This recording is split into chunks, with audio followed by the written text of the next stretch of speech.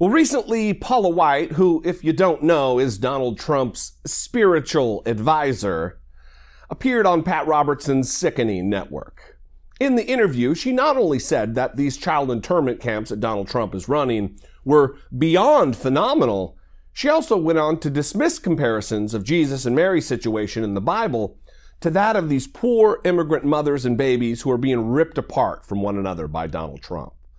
She attempted to downplay the notion that Jesus himself was a refugee by claiming it wasn't illegal and that according to her, Jesus didn't break the law because, if he had, he wouldn't have been the Messiah.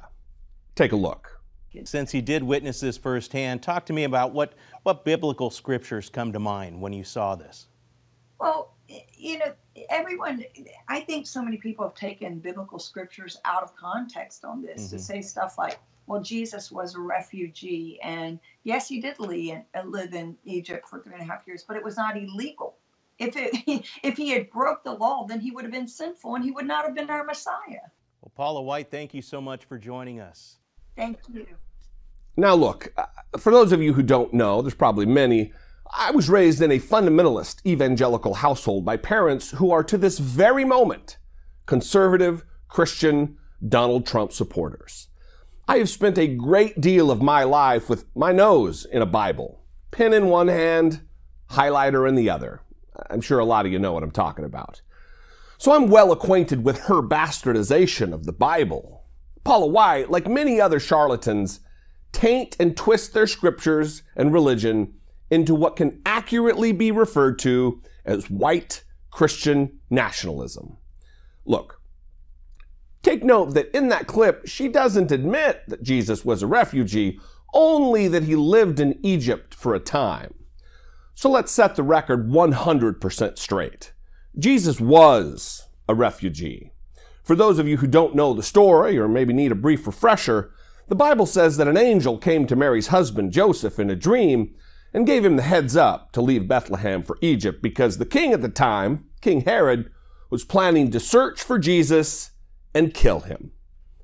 Well, Mary and Joseph grabbed little Jesus and snuck out of Bethlehem into Egypt. And it's a good thing that they did too, because according to the Bible, after they took refuge as refugees in Egypt, King Herod separated all children under the age of 2 from their parents by killing them.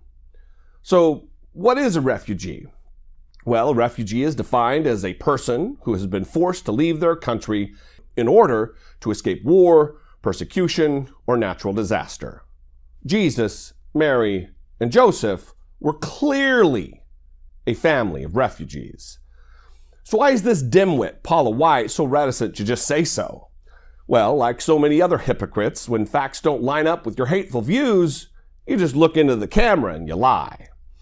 Even when it's about your own holy scriptures and religion, apparently. The problem for these heretics is that the Bible is crystal clear about how to treat foreigners, refugees, the poor. The very people Donald Trump and his complicit band of evangelical cheerleaders continue to hurt. Seriously though, how do you argue for the policy of mass deportation and ripping children away from their mothers when your own God said in Leviticus, when a foreigner resides among you in your land, do not mistreat them. The foreigner residing among you must be treated as your native born. Love them as yourself, for you were foreigners in Egypt. I am the Lord your God. Or how about Isaiah? Woe to those who make unjust laws and to those who issue oppressive decrees to deprive the poor of their rights and withhold justice from the oppressed of my people, making widows their prey and robbing the fatherless. What will you do on the day of reckoning when disaster comes from afar? To whom will you run for help? Where will you leave your riches? Nothing will remain but to cringe among the captives or fall among the slain. How about Zechariah 7? This is what the Lord Almighty said. Administer true justice, show mercy and compassion to one another. Do not oppress the widow or the fatherless, the foreigner or the poor. Do not plot evil against each other. Look, There are many others littered throughout the Bible, but how do Paula White and those like her find it so easy to ignore these? Well, the simple answer is that they are liars and hypocrites and money-hungry prosperity gospel-preaching gargoyles. And they don't give a damn about their faith they claim to hold so deeply. Another less invective-rich explanation is that they are doing the same thing Christian slave owners did in the early America to justify their vile evil. They use other scriptures like Romans chapter 13, which talks about being subject to governing authorities and following the laws, which naturally leads us to her laughably ridiculous assertion that Jesus never broke the law. Seriously, Paula White, you fraud, you hideous charlatan. Please. Yeah, I guess Jesus never broke the law if you don't count him healing the poor and the sick on the Sabbath, or permitting his disciples to pluck grain on the Sabbath, having contact with the unclean, and on and on and on. And let's not forget that Jesus was crucified as a felon under Roman law. But I guess none of these facts are included in Paula White's Christian, nationalist, MAGA Bible. These people are so desperate to maintain their proximity to President Donald Trump that they're willing to lie and deceive and misrepresent their own religion. Which, look, on the bright side, this could be a blessing in disguise.